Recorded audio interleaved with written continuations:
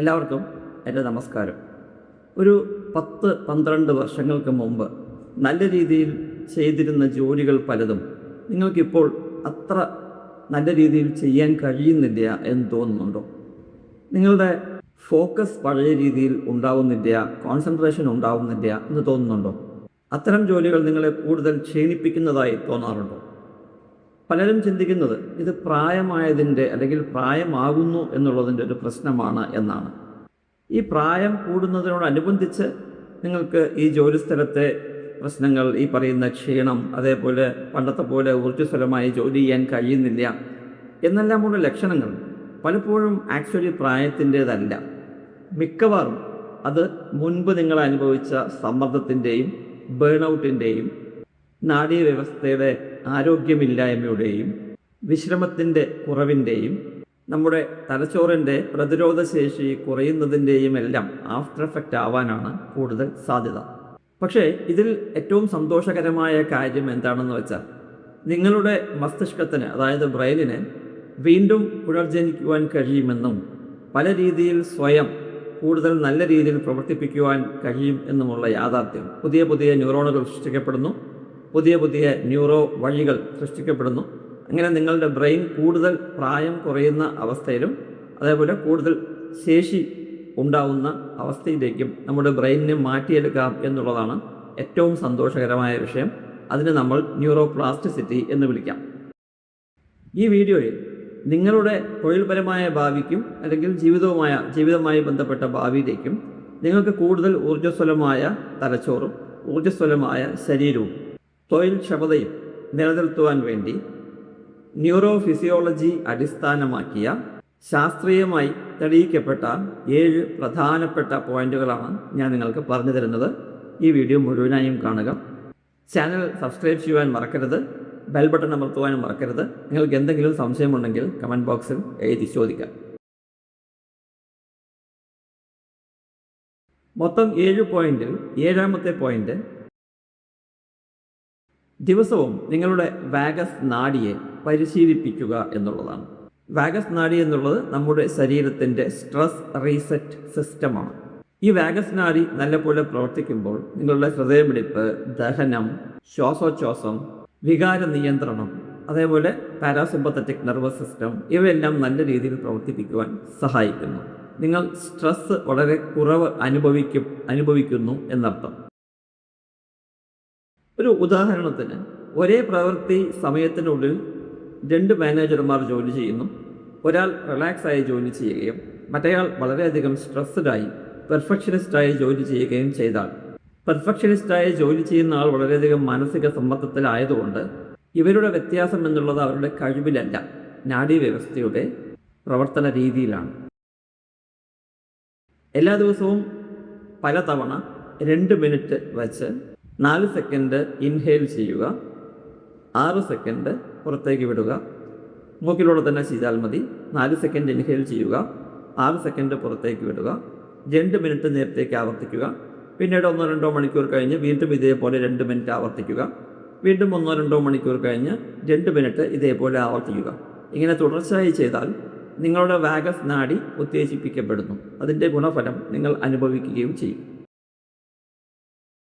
നിങ്ങളുടെ മസ്തിഷ്കത്തിൻ്റെ ഊർജ്ജ വിതരണം കാര്യക്ഷമമാക്കുക എന്നുള്ളതാണ്. നമ്മുടെ ശരീരത്തിൻ്റെ ഏകദേശം 20% ഊർജ്ജവും ഉപയോഗിക്കുന്നത് നിങ്ങളുടെ മസ്തിഷ്കമാണ്. പ്രായം കൂടുമ്പോൾ നിങ്ങളുടെ ശരീരത്തിലെ പഞ്ചസാരയുടെ അസ്ഥിരത നിങ്ങൾക്ക് ക്ഷീണവും മാനസിക സമ്മർദ്ദവും ബ്രെയിൻ ഫോഗും വർദ്ധിപ്പിക്കുന്നു. ഉദാഹരണത്തിന്, പ്രഭാത ഭക്ഷണം ഒഴിവാക്കി കാപ്പി മാത്രം കുടിച്ച് നിങ്ങൾ നിങ്ങളുടെ ദിവസം തുടങ്ങുകയാണെങ്കിൽ കുറച്ച് നേരത്തേക്ക് നിങ്ങൾ ഊർജ്ജസ്വലനായിരിക്കുമെങ്കിലും ഏകദേശം ഒരു 12 മണിക്ക് ശേഷം നിങ്ങൾക്ക് ക്ഷീണം അനുഭവപ്പെടാൻ തുടങ്ങും. ഇതിന് പോംവഴിയായി പ്രോട്ടീൻ സമ്പുഷ്ടമായ പ്രഭാത ഭക്ഷണം കഴിക്കുക, മതിയായ വെള്ളം കുടിക്കുക, സമയബന്ധിതമായ മിതമായ ഭക്ഷണക്രമം പരിശീലിക്കുക. ഇവയെല്ലാം നിങ്ങളുടെ മസ്തിഷ്കത്തിനുള്ള എനർജി മാനേജ്മെൻറ്റിൽ ഉൾപ്പെടുന്നതാണ്. 5ാമത്തെ പോയിന്റ്, തുടർച്ചയായ ജോലി അല്ല, തന്ത്രപരമായ വിശ്രമമാണ് അത്യാവശ്യം എന്നുള്ളതാണ്. ഉയർന്ന പ്രകടന മികവുള്ള ആളുകൾ തുടർച്ചയായി ജോലി ചെയ്യുന്നവരാണ് എന്നാണ് എല്ലാവരും കരുതുന്നത്. എന്നാൽ യഥാർത്ഥത്തിൽ അങ്ങനെയല്ല. മസ്തിഷ്കം അങ്ങനെ പ്രവർത്തിക്കുന്നുമില്ല. മസ്തിഷ്കത്തിന് എപ്പോഴും റെസ്റ്റ് ആവശ്യമാണ്. മസ്തിഷ്കത്തിൻ്റെ ഏകാഗ്രതയും ശ്രദ്ധയും തുടർച്ചയായി ഉയരുകയും താഴുകയും ചെയ്തുകൊണ്ടിരിക്കുമ്പോൾ ഒരാൾക്ക് തുടർച്ചയായി ഫോക്കസ് ചെയ്ത് ഒരേ ജോലി ചെയ്തുകൊണ്ടിരിക്കുവാൻ സാധ്യമല്ല. 4 മണിക്കൂർ തുടർച്ചയായി ജോലി ചെയ്യുന്ന ഒരു വ്യക്തിയേക്കാൾ ഈ 4 മണിക്കൂറിൽ കൃത്യമായ ഇടവേളകളിൽ റെസ്റ്റ് എടുത്ത് മസ്തിഷ്കത്തിന് റെസ്റ്റ് കൊടുത്ത് ശരീരത്തിന് റെസ്റ്റ് കൊടുത്ത് ജോലി ചെയ്യുന്ന ആൾ കൂടുതൽ കാര്യക്ഷമമായി പ്രവർത്തിക്കുന്നു എന്നുള്ളതിൽ യാതൊരു സംശയവുമില്ല. നിങ്ങൾ ചെയ്യേണ്ടത് 90-20 മിനിറ്റ് 20 മിനിറ്റ് എന്ന സിമ്പിളായിട്ടുള്ള ഫോർമുലയാണ്. 90 മിനിറ്റ് വർക്ക് ചെയ്യുക. അടുത്ത 20 മിനിറ്റ് നേരത്തേക്ക് ശരീരത്തിനും മനസ്സിനും ഒരു തരത്തിൽ റെസ്റ്റ് കൊടുക്കുക. ഈ സമയത്ത് നടക്കാം, ശരീരം സ്ട്രെച്ച് ചെയ്യാം, ആഴത്തിൽ ശ്വസിക്കാം, പുറത്തിറങ്ങി പറ്റുമെങ്കിൽ പ്രകൃതിയുമായി ഇടപഴകാം. മസ്തിഷ്കത്തിന് വിശ്രമം അത്യാവശ്യമാണ്. 4, പഠനത്തിലൂടെ നിങ്ങളുടെ കോഗ്നിറ്റീവ് റിസർവും ആരോഗ്യവും വർദ്ധിപ്പിക്കുക. ജീവിതകാലം മുഴുവൻ പഠിക്കുന്നത്, ലേണിംഗ് നിങ്ങളുടെ ബേൺ ഔട്ടിന് ഏറ്റവും തന്ത്രപരമായ പ്രതിരോധ മാർഗങ്ങളിൽ ഒന്നാണ് എന്ന് പറഞ്ഞാൽ നിങ്ങൾ വിശ്വസിച്ചേ മതിയാവും. പുതിയ കാര്യങ്ങൾ പഠിക്കുമ്പോൾ പുതിയ ന്യൂറൽ കണക്ഷനുകൾ രൂപപ്പെടുന്നു. ഈ ന്യൂറൽ കണക്ഷനുകൾ സ്ഥിരമായി രൂപപ്പെടുമ്പോൾ നിങ്ങളുടെ ബ്രെയിൻ യങ്ങായി നിലനിൽക്കുവാൻ സഹായിക്കുന്നു. ഇത് നിങ്ങളുടെ കോഗ്നിറ്റീവ് റിസർവ് വർദ്ധിപ്പിക്കുന്നു. 50 വയസ്സിന് മുകളിലുള്ള ഒരാൾ ഒരു പുതിയ വാദ്യകലയോ പുതിയ ഭാഷയോ പുതിയ സോഫ്റ്റ്വെയറോ പഠിക്കുകയാണെങ്കിൽ അങ്ങനെ പഠിക്കാത്ത ആളേക്കാൾ കൂടുതൽ കാര്യക്ഷമമായി പ്രവർത്തിക്കുന്ന സാഹചര്യം നിലവിലുണ്ട് എന്ന് ഒരുപാട് പഠനങ്ങൾ തെളിയിക്കുന്നു.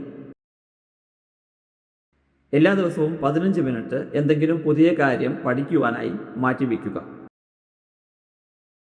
3, ഉറക്കത്തിന് കാര്യക്ഷമതയുടെ അടയാളമായി കാണുക. മതിയായ ഉറക്കം അത്യാവശ്യമാണ് എന്നർത്ഥം. ഉറക്കം വെറും ഒരു വിശ്രമമല്ല, അത് മസ്തിഷ്കത്തിൻ്റെ അറ്റകുറ്റപ്പണിയാണ്.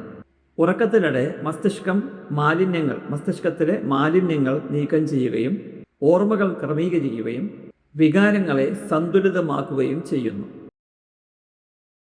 ഒരേ ജോലിഭാരം വഹിക്കുന്ന 2 പേർ ഉദാഹരണമായിട്ടെടുത്താൽ ഒരാൾ 7.5 മണിക്കൂർ ദിവസവും ഉറങ്ങുന്നു, മറ്റേയാൾ 5.5 മണിക്കൂർ ദിവസവും ഉറങ്ങുന്ന ആളാണെങ്കിൽ ആഴ്ചകൾക്ക് ശേഷം കുറവ് ഉറങ്ങുന്ന ആളുടെ ശരീരത്തിനും മനസ്സിനും ക്ഷീണവും അദ്ദേഹത്തിന് ശ്രദ്ധക്കുറവും അനുഭവപ്പെടും എന്നുള്ളത് തെളിയിക്കപ്പെട്ടതാണ്. നിങ്ങൾ ചെയ്യേണ്ടത് സ്ഥിരമായ ഉറക്ക സമയം ശീലിക്കുക. ഉറങ്ങുന്നതിന് മുമ്പ് സ്ക്രീൻ ഉപയോഗം പരമാവധി കുറയ്ക്കുക. തണുത്തതും ഇരുണ്ടതുമായ മുറി ഉറങ്ങാനായി തിരഞ്ഞെടുക്കുക. 2ാമത്തെ പോയിന്റ്, ശരീരം ചലിപ്പിക്കുക, മസ്തിഷ്കം സംരക്ഷിക്കുക എന്നുള്ളതാണ്. വ്യായാമം മസ്തിഷ്കത്തെ യങ്ങായി നിലനിർത്തുവാൻ, നിങ്ങളുടെ ശരീരത്തെ ഒരു പരിധിവരെ യങ്ങായി നിലനിർത്തുവാൻ സഹായിക്കുന്ന പ്രധാന ഘടകമാണ്. ഇത് മസ്തിഷ്കത്തിലേക്കുള്ള രക്തപ്രവാഹം വർദ്ധിപ്പിക്കുകയും ഊർജപ്രവാഹം വർദ്ധിപ്പിക്കുകയും പ്രോട്ടീനിൻ്റെ പ്രവാഹം വർദ്ധിപ്പിക്കുകയും ചെയ്യുന്നു. BDNF എന്ന പ്രോട്ടീൻ മസ്തിഷ്കത്തിൽ കൂടുതലായി ഉണ്ടാവുന്ന പ്രക്രിയയും കൂടിയാണ് ഈ പറയുന്ന വ്യായാമം. BDNF എന്ന പ്രോട്ടീൻ മസ്തിഷ്ക കോശങ്ങളുടെ വളമായിട്ടാണ് പലപ്പോഴും കാണപ്പെടാറുള്ളത്. ജോലിക്ക് മുമ്പ് ഒരു 20 മിനിറ്റ് നേരത്തേക്ക് വേഗത്തിൽ നടക്കുന്നതുകൊണ്ട് 1 കപ്പ് കാപ്പി കുടിക്കുന്നതിനേക്കാൾ കൂടുതൽ ഊർജവും കൂടുതൽ സന്തുലിതാവസ്ഥയും നിങ്ങളുടെ തലച്ചോറിന് പ്രദാനം ചെയ്യുവാൻ കഴിയും. നിങ്ങൾ ചെയ്യേണ്ടത് ആഴ്ചയിൽ 150 മിനിറ്റ് വ്യായാമം ചെയ്യുക.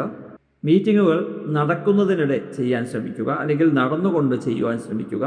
ജോലിസ്ഥലത്ത് തന്നെ ജോലി ചെയ്തുകൊണ്ടിരിക്കുമ്പോൾ ഇടയ്ക്കിടെ ശരീരം ചലിപ്പിച്ചുകൊണ്ടിരിക്കുന്നതും ശ്രദ്ധിക്കുക. 1ാമത്തെ പോയിന്റ്, ബേൺ ഔട്ട് വരുന്നതിന് പ്രധാന കാരണമായ സമ്മർദ്ദം അതിനു മുമ്പ് നിയന്ത്രിക്കുവാൻ ശ്രമിക്കുക. ദീർഘകാല സമ്മർദ്ദം, മാനസിക സമ്മർദ്ദം ജൈവികമായ ബയോളജിക്കലായിട്ടുള്ള ഏജിംഗ് പ്രോസസ്സിനെ വർദ്ധിപ്പിക്കുന്നു.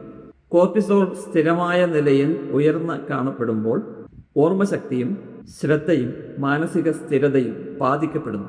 ബേൺ ഔട്ട് ഒരു ദിവസം കൊണ്ട് സംഭവിക്കുന്നതല്ല. അത് ചെറിയ ചെറിയ സമ്മർദ്ദങ്ങൾ കൂടിച്ചേരുമ്പോൾ കുറേ കാലം കഴിഞ്ഞ് ഉണ്ടാകുന്ന ഒരു പ്രക്രിയയാണ്. ഉദാഹരണത്തിന് ക്ഷീണം, അസ്വസ്ഥത, ഉറക്കക്കുറവ്, ജോലിയിലുള്ള താല്പര്യക്കുറവ്, ജോലി ഇഷ്ടപ്പെടാത്ത അവസ്ഥ, ചുറ്റുപാടുകൾ, സാഹചര്യങ്ങൾ, അല്ലെങ്കിൽ കൂട്ടുകാർ, അല്ലെങ്കിൽ നമ്മുടെ കൂടെ ജോലി ചെയ്യുന്നവർ, ഇവരെ ഒന്നും ഉൾക്കൊള്ളാൻ കഴിയാത്ത അവസ്ഥ പിന്നീട് സ്ഥിരമായ ബേൺ ഔട്ടിലേക്ക് നയിക്കുന്നു എന്നുള്ളത് തെളിയിക്കപ്പെട്ടതാണ്. നിങ്ങൾ ചെയ്യേണ്ടത് ഓരോ ആഴ്ചയും സ്വയം ചോദിക്കുക, എന്താണ് എൻ്റെ ഊർജം ചോർത്തുന്നത്, എന്താണ് എന്നെ പുനരുജ്ജീവിപ്പിക്കുന്നത്, എന്തൊക്കെ ഊർജം ചോർത്തുന്നവ ലളിതമാക്കുവാനോ അതല്ലെങ്കിൽ ഒഴിവാക്കുവാനോ എനിക്ക് കഴിയും.